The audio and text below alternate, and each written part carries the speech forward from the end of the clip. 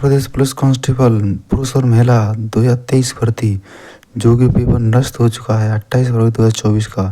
तो जीएस के जितनी इंपॉर्टेंट क्वेश्चन इसमें आए थे 38 क्वेश्चन वो इस वीडियो में डिस्कस करूंगा। तो आप इसकी पीडीएफ लेना चाहते हैं तो हमारे इस टेलीग्राम चैनल को ज्वाइन कर लीजिए, जिसकी लिंक मैं आपको वीडियो को डिस्क्रिप्शन में दे दूंगा। स्वागत है आपका हमारे यूट्यूब चैनल ज्ञान सेवा में। तो वीडियो को शुरू करते हैं। हमारा पहला क्वेश्चन है कि मामूली चीज़ों का देवता निम्न में से किस प्रसिद्ध लेखक द्वारा लिखा गया उपन्यास है। तो ये लिखा गया था अरुंधति राय द्वारा, यानी कि ऑप्शन नंबर मेरा ए बिल्कुल सही है। अरुंधति द्वारा लिखा गया ये उपन्यास है मामूली चीज़ों का देवता। इसकी आप व्याख्या भी देख सकते हैं। इनको मैन बुकर पुरस्कार भी मिल चुका है 1997 में, ये बात भी आप ध्यान रखें। इसके अलावा इनकी एक और रचना है the ministry of utmost happiness. The ministry of utmost happiness इनकी दूसरी रचना है, इसको भी आप ध्यान रखें। अगला क्वेश्चन है निम्न भारत के संविधान के अनुच्छेद 64 और 89 का फर्स्ट के तहत निम्न में से कौन सा राज्य सभा का पदेन सभापति होता है। तो दोस्तों आपको पता है उपराष्ट्रपति होता है, यानी कि ऑप्शन नंबर मेरा बी बिल्कुल सही है। और मैं आपको और इनसे इम्पोर्टेंट चीज़ें बता दूं कि भारत के उपराष्ट्रपति के रूप में कार्य करने के लिए उनकी कम से कम आयु 35 वर्ष तो होनी ही चाहिए, और वह राज्य के सदस्य के रूप में चुनाव के लिए पात्र होना चाहिए, लेकिन राज्यसभा का सदस्य नहीं होना चाहिए। साथ ही किसी के लाभ के पद पर भी कार्य नहीं होना चाहिए। और जो और वर्तमान की बात करें तो वर्तमान में उपराष्ट्रपति को 4 लाख रुपए का वेतन मिलता है। कितने का दोस्तों? 4 लाख रुपए का वेतन मिलता है। और हमारे भारत के जो हमारे उपराष्ट्रपति थे वो है सर्वपल्ली राधाकृष्णन, जो कि 13 मई 1952 से 12 मई 1962 तक रहे थे। आप इसकी और भी व्याख्या देख सकते हैं। क्वेश्चन नंबर 3 है कि निम्न में से कौन सा दिन भारत में राष्ट्रीय युवा दिवस के रूप में जाना जाता है। तो दोस्तों बहुत ही सरल है। युवा दिवस कब बनाया जाता है? तो ये बनाया जाता है 12 जनवरी को। दोस्तों बहुत ही सिंपल क्वेश्चन पूछा गया है। 12 जनवरी को हमारे स्वामी विवेकानंद के जन्म स्मृति में युवा दिवस मनाया जाता है, और ये 12 जनवरी 1963 को कोलकाता में हुआ था। इनका जो जन्म हुआ था, हमारे जो स्वामी विवेकानंद है उनका जन्म 12 जनवरी 1863 को हुआ था, जैसा कि आप इसमें देख सकते हैं। अगला क्वेश्चन है कि निम्न में से कौन सा अम्ल सिरके में मौजूद होता है। तो सिरके में मौजूद होता है आपका एसिटिक अम्ल, यानी कि ऑप्शन नंबर मेरा 1 बिल्कुल सही है। और भी अम्ल देख लेते हैं, इम्पोर्टेंट अम्ल हैं, ये क्वेश्चन पूछे जाते हैं। तो एसिटिक अम्ल किस में मिलता है? सिरके में। फॉर्मिक अम्ल किस में मिलता है? चींटी में और बिच्छू के डंक में। साइट्रिक अम्ल नींबू में और संतरे में। लैक्टिक अम्ल दूध में मिलता है। ऑक्सैलिक अम्ल पालक में मिलता है। और एस्कार्बिक अम्ल आंवला सिट्रक फलों में मिलता है। टार्टरिक अम्ल इमली अंगूर और कच्चे आम में मिलता है। तो ये दोस्तों क्वेश्चन रेलवे में ज़्यादातर पूछे जाते हैं। अगला क्वेश्चन देखते हैं। क्वेश्चन है हम्पी नृत्य उत्सव निम्न में से किस राज्य का उत्सव है। तो दोस्तों ये है कर्नाटक के, यानी कि ऑप्शन नंबर मेरा सी बिल्कुल सही है।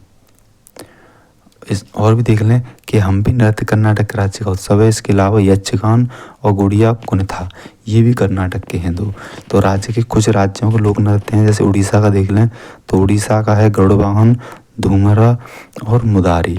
महाराष्ट्र का है लावड़ी, तमाशा, कोली। गुजरात का है गरबा, डांडिया, भभई और तिम्पानी।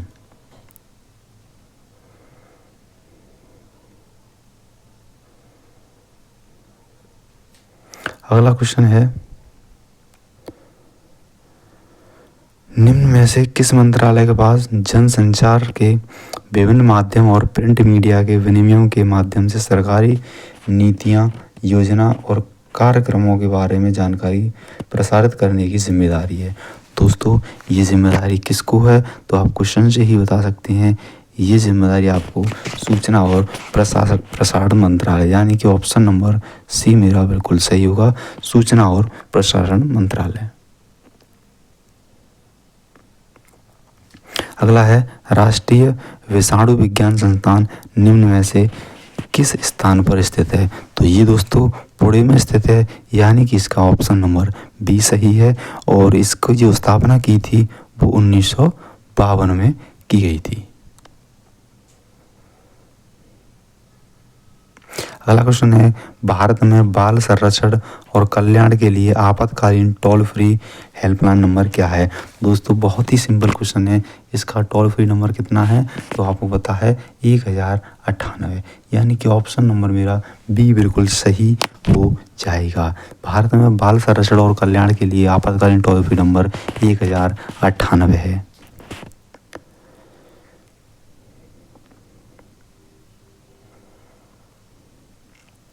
अगला क्वेश्चन है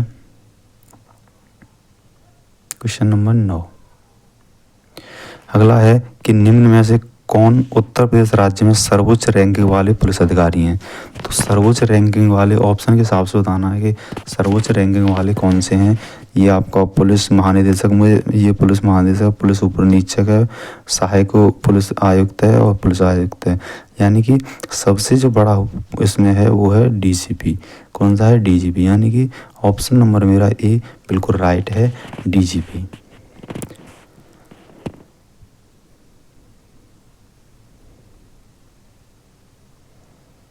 अगला क्वेश्चन है क्वेश्चन नंबर 10। सरकार का वह खाता जो केवल चालू वित्तीय वर्ष संबंधित है इसमें शामिल है, तो दोस्तों वह है मेरा राजस्व बजट। कौन सा है, राजस्व बजट, यानी कि ऑप्शन नंबर मेरा बी बिल्कुल सही हो जाएगा। सरकार का वह खाता जो चालू वित्तीय वर्ष में संबंधित है वो है राजस्व बचत कहलाता है। और इसकी जो भारतीय संविधान में जो चर्चा की गई है वो अनुच्छेद 112 में किसमें की गई है, अनुच्छेद 112 में की गई है, आप देख सकते हैं। अगला क्वेश्चन है कि मथुरा के पास मठ के एक मंदिर में किन शासकों की विशाल मूर्तियां प्रतिष्ठापित पाई गई हैं, तो दोस्तों ये पाई गई हैं कुषाण वंश की, यानी कि ऑप्शन नंबर सी मेरा बिल्कुल सही होगा कि मथुरा के पास मठ में जो एक मंदिर है वो कुषाण शासकों की विशाल मूर्तियां प्रस्तापित पाई गई हैं। कुषाण वंश का संस्थापक आपको बता दूं, कुषाण वंश का संस्थापक है कुजुल कैडफिसेस। कौन है, कुजुल कैडफिसेस। और इस वंश का सबसे प्रतापी जो शासक था वो था कनिष्क। कौन था, कनिष्क। और इन जो कुषाण है उनकी राजधानी कौन सी थी, तो राजधानी थी पुरुषपुर, जैसे हम पेशावरी बोलते हैं, पुरुषपुर या पेशावर। उनकी जो दूसरी राजधानी थी वो थी मथुरा। इस बात पर आप ध्यान रखें, ये इसका विवरण भी आप देख सकते हैं। अगला क्वेश्चन है कि निम्न में से किस वायसराय ने ब्रिटिश शासन के दौरान बंगाल का विभाजन किया था, तो जो बंगाल का विभाजन किया गया था वो आपके लॉर्ड कर्जन के शासनकाल में किया गया था, यानी कि ऑप्शन नंबर मेरा बी बिल्कुल सही हो जाएगा। कब किया गया था, और ये 1905 में किया गया था। कब, 1905 में किया गया था।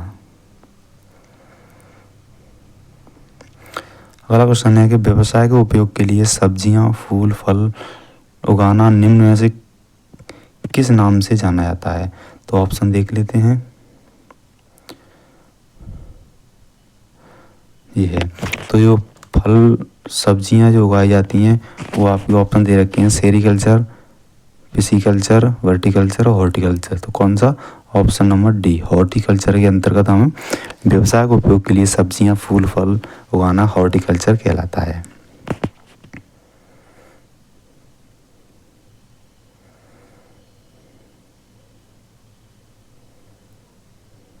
अगला क्वेश्चन है कि निम्न में से भारत में किस बंदरगाह को अरब सागर की रानी के नाम से जाना जाता है?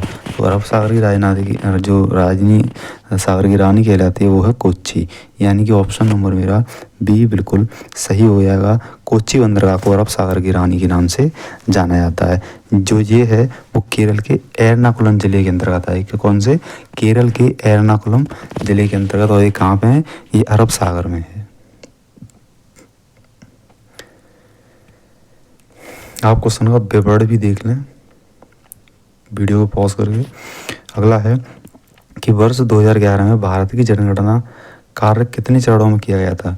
तो दोस्तों ये किया गया था आपका केवल 2 चरणों में, यानी कि ऑप्शन नंबर मेरा बी बिल्कुल सही होगा। बी, जो पहली जनगणना की गई थी वो कब की गई थी? 1872 में। किसके कार्यकाल में की गई थी? तो लॉर्ड मेयो। किसके में? Lord Mayo. तो ये बात आप अच्छे से ध्यान रखें।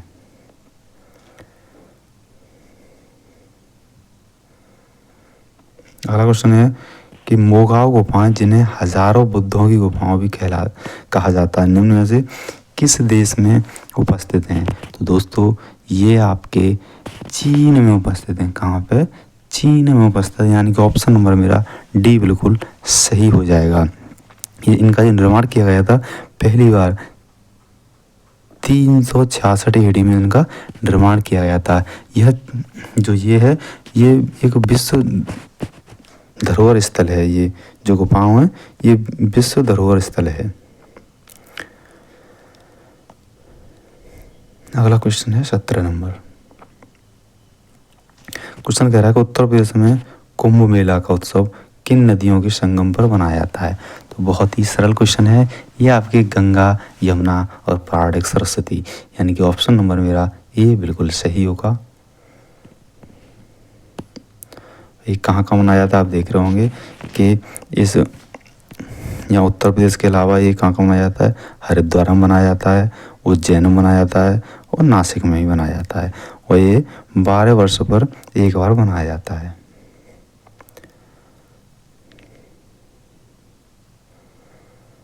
अठारह नंबर क्वेश्चन। 18 नंबर है कि उत्तर प्रदेश वित्तीय निगम निम्न में से किसके विकास के लिए वित्तीय सहायता प्रदान करने में महत्वपूर्ण भूमिका निभाता है? तो आप इसे क्वेश्चन ही देख रहे हैं कि औद्योगिक यानी इंडस्ट्रियल, यानी कि ऑप्शन नंबर डी मेरा बिल्कुल सही है। जो उसकी स्थापना की गई थी, जो आपको उत्तर प्रदेश वित्तीय निगम है, उसकी स्थापना 1954 में की गई थी। कब की गई थी? 1954 में की गई थी।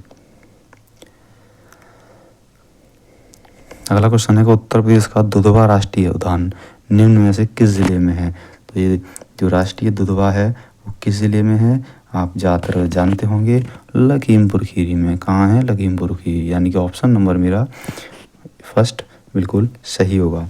इससे संबंधित और भी बता दूं, ये आपके भारत और नेपाल की सीमा पर स्थित है।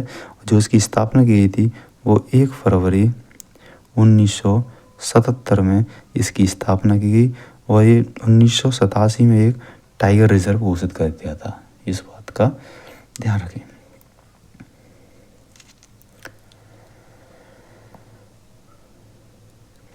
अगला क्वेश्चन है 2006 में संयुक्त राष्ट्र मानवाधिकार आयोग का नामकरण बदल दिया गया था। इसका नाम बदलकर निम्न में से क्या कर दिया गया था? दोस्तों इसका नाम बदलकर मानवाधिकार परिषद कर दिया गया था, यानी कि ऑप्शन नंबर 1 बिल्कुल सही है। और इसका जो नाम बदला गया था वो 2006 में बदला गया था। कब?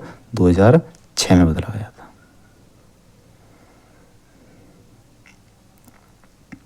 अगला क्वेश्चन है कि NIA का पूरा नाम क्या है? तो दोस्तों NIA एक फोर्स है इसका जो नाम है NIA का वो है national investigation agency. National investigation agency, यानी कि ऑप्शन नंबर डी सही होगा। ऑप्शन नंबर डी सही होगा।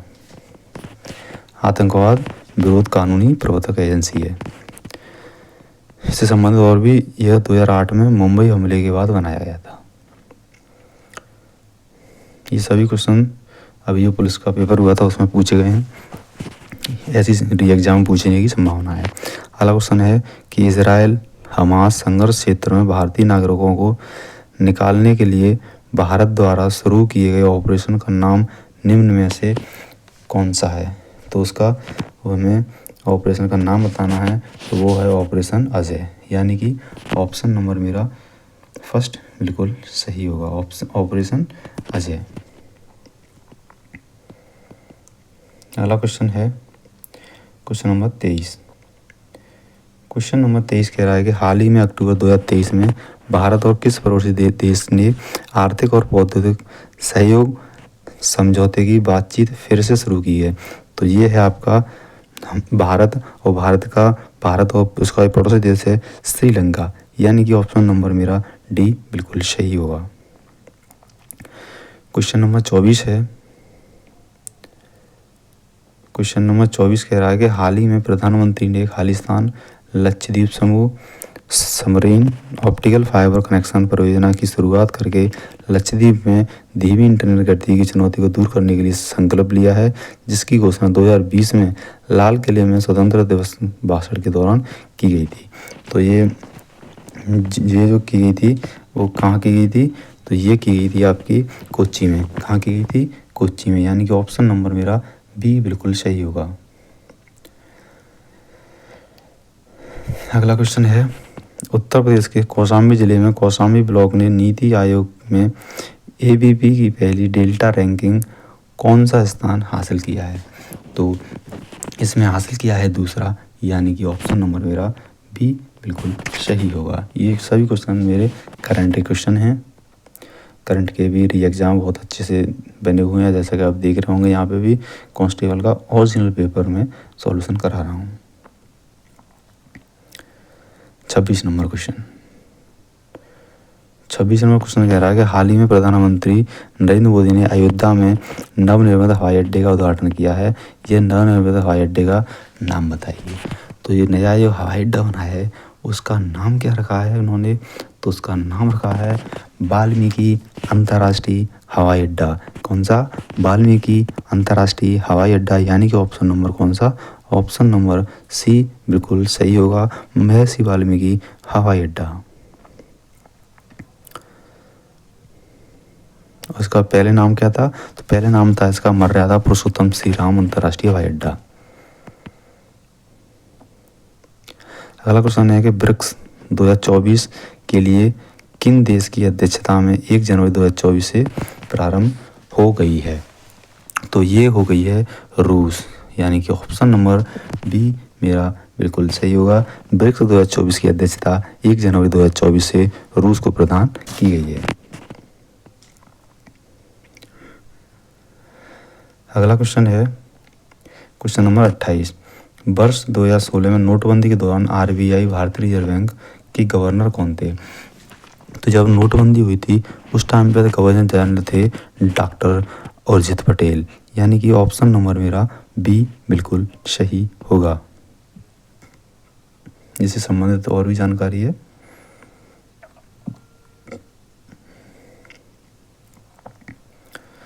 अगला है कि उत्तर प्रदेश में ऑनलाइन वित्तीय धोखाधड़ी रिपोर्ट करने हेतु व्यक्ति के लिए साइबर क्राइम हेल्पलाइन नंबर शिकायत की समय सीमा क्या है? तो इसकी समय सीमा जो तय की गई है वो है 24 घंटे के भीतर, यानी कि ऑप्शन नंबर मेरा बी बिल्कुल सही होगा। उत्तर प्रदेश में ऑनलाइन वित्तीय धोखाधड़ी रिपोर्ट करने के व्यक्ति के साइबर क्राइम हेल्पलाइन नंबर, जिसका हेल्पलाइन नंबर है वो भी 1930 है और शिकायत करने की समय सीमा 24 घंटे के भीतर है। अगला क्वेश्चन है, केंद्रीय और राज्य करों के जटिल जाल की जगह जीएसटी कानून किस वर्ष लागू किया गया था?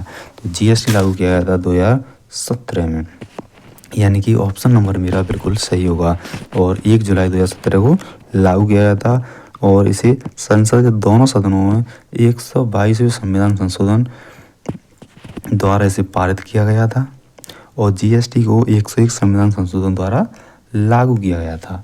कौन से? 101 संविधान संशोधन द्वारा लागू किया गया था। इससे संबंधित ये इम्पोर्टेंट फैक्ट है, वो भी आप वीडियो पॉज करके देख लें। अगला प्रश्न है कि निम्न में से किस क्रिकेटर ने खेलों में उत्कृष्ट प्रदर्शन के लिए 2023 का अर्जुन पुरस्कार जीता है?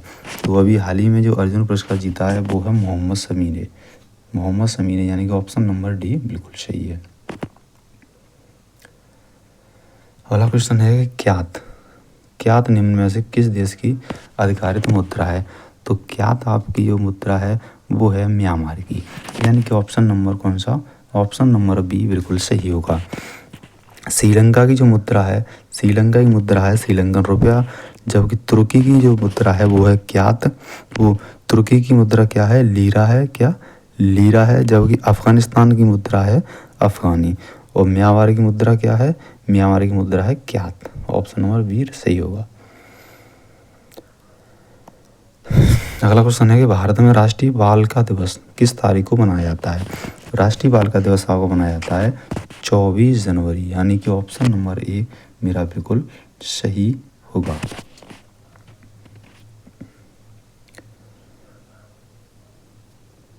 अगला क्वेश्चन है कि हिंदी भाषा की सबसे लोकप्रिय रचना में से एक मधुशाला किसकी रचना है? तो मधुशाला बहुत ही हाईलाइट क्वेश्चन है। तो मधुशाला जो रचना है, मधुशाला हरिवंश राय बच्चन की है, यानी कि ऑप्शन नंबर मेरा डी बिल्कुल सही होगा। हरिवंश राय बच्चन की रचना है ये मधुशाला। और उनकी अन्य रचना भी है, जैसे मधुकलश हो गया, निशा निमंत्रण हो गया, सूत की माला हो गया, मिलन, यामिनी, ये सभी उन्हीं की रचनाएं हैं। अगला क्वेश्चन है कि मोबाइल एप्लीकेशन एम पासपोर्ट सेवा भारत के निम्न में से किस मंत्रालय द्वारा लॉन्च किया गया है? करंट का क्वेश्चन है, बहुत ही अच्छा है। तो ये लॉन्च किया गया आपका विदेश मंत्रालय द्वारा, यानी कि ऑप्शन नंबर मेरा सी बिल्कुल सही होगा। विदेश मंत्रालय द्वारा लॉन्च किया गया है।